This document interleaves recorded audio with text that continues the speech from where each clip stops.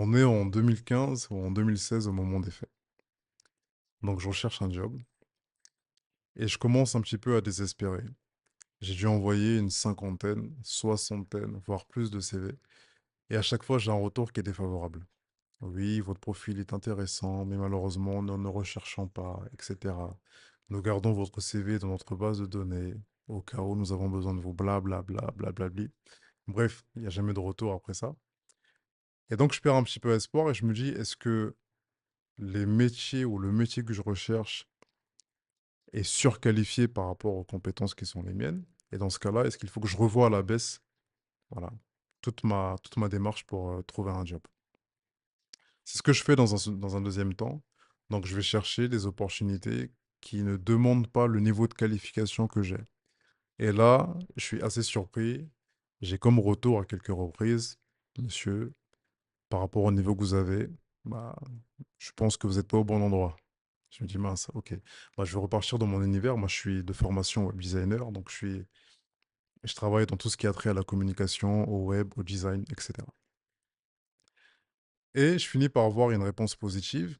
C'est dans le secteur bancaire, une boîte qui se trouve à la Défense et qui veut me rencontrer pour un entretien. Et là, je me dis, ah, je crois que j'ai une opportunité. Mais j'ai tellement eu de non ou de réponses défavorables que j'y mets pas non plus tout mon cœur. Je me dis, je vais faire ça avec le plus de recul possible, ne pas mettre tous mes organes, comme on dit, à l'intérieur, et puis y aller comme ça. Donc, je me prépare un minima, j'essaie d'étudier, de me renseigner sur la société, qu'est-ce qu'elle fait, quelles sont ses ambitions, quelle est l'histoire. Je fais vraiment tout le travail en amont pour arriver le plus préparé le jour de l'entretien. Mais en vrai, je dois avoir, honnêtement, à ce moment-là, entre 20 et 30% d'énergie. Et je me dis, bon, les 20 à 30% que j'ai, je vais les utiliser à 100%. On est en été, le jour de l'entretien, donc moi j'habite en Essonne, il faut que j'aille jusqu'à la Défense. Pour ceux qui ont fait le parcours, ils savent de quoi je parle. Et le RER A un problème sur sa ligne. Le RER A un gros bug, a un gros problème, ce qui fait que ça va créer du retard au moment où je dois avoir l'entretien. Donc j'appelle la boîte pour les prévenir et là je me dis purée, ça commence mal. J'ai donc 45 minutes de retard au moment de mon entretien et je suis persuadé que ça ne va pas le faire juste à cause de ça. Ce qui est normal, hein. Il y a un rendez-vous à telle heure, j'arrive 45 minutes après, combien même c'est pas de ma faute, c'est pas, j'ai pas été responsable des problèmes qu'il y a eu sur la ligne A, mais bon. Je me souviens que je suis dans l'ascenseur avant d'arriver du coup dans la boîte, dans la structure, et je me dis purée, je sais même pas si ça va le faire. Mais je vais me remettre en selle. Donc je me suis tenu droit, je me suis mis dans une posture de confiance et de pouvoir, et je me suis fait la promesse d'utiliser le pourcentage que j'avais en énergie à 1000%. L'ascenseur s'ouvre, je vois donc ma responsable, ma future responsable, et je vois donc la DRH qu'elle a.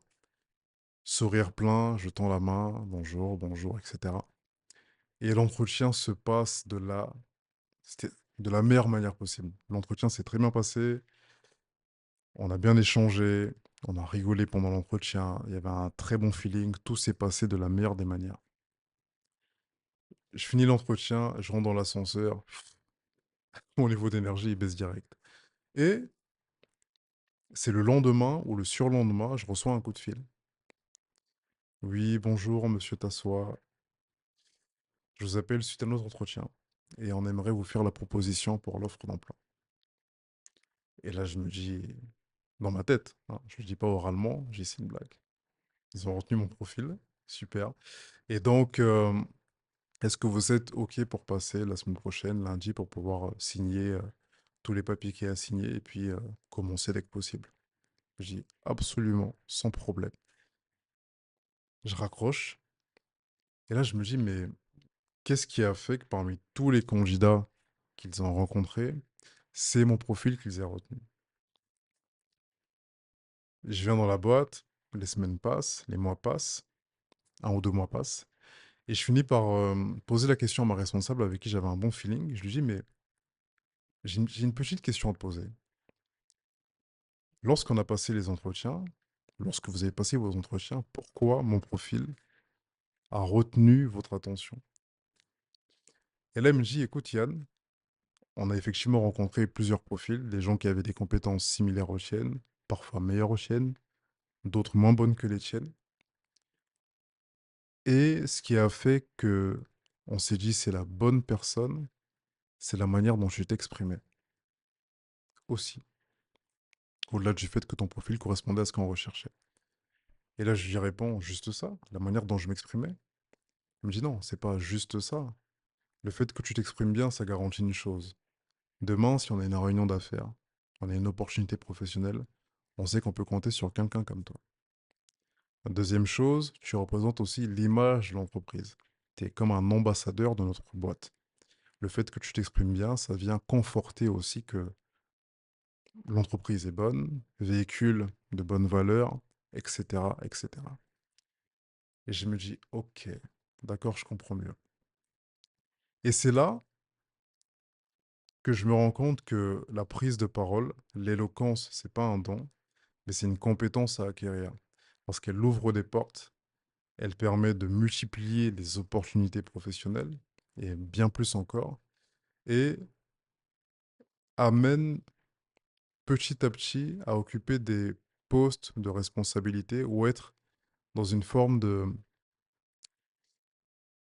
On va souvent retrouver, hein, dans ceux qui ont une facilité à discourir, à être éloquent, on va souvent les retrouver dans les espaces type directionnel, ou souvent la classe dirigeante ou managériale, souvent. Et c'est là que je me suis rendu compte qu'il y avait une importance vraiment à travailler sur cet aspect-là, sur ces différents aspects. La communication, l'éloquence, l'art oratoire, c'est pas uniquement bien parler pour bien parler, c'est surtout bien parler pour saisir des opportunités, booster sa carrière, avoir encore plus de propositions, plus de choix quant à ce qu'on peut faire. C'est un constat que j'ai fait dans toutes les boîtes que j'ai été. Ceux qui avaient une facilité à discourir étaient souvent ceux qui étaient les plus promus. Alors, est-ce que c'est bon? Est-ce que c'est mauvais? Chacun jugera en fonction de son prisme. Mais le fait de bien discourir, le fait de bien parler, ça permet. Attention, je vais quand même rajouter une chose. Bien parler, c'est bien. Être compétent, c'est mieux. Alors, celui qui est compétent mais qui n'arrive pas à s'exprimer, malheureusement, ne va pas avoir la possibilité et l'aisance même de le faire savoir. On peut être compétent, on peut avoir un talent incommensurable, mais des fois, on ne sait pas se vendre. Des fois, on ne sait pas comment parler, simplement. Et du coup, ça s'émiette un petit peu. Donc, il y a une importance pour tout un chacun de se rendre compte que la voix, que le fait de parler, c'est un outil, c'est un moyen qui permet d'aller plus loin, plus haut et d'impacter encore de manière beaucoup plus forte.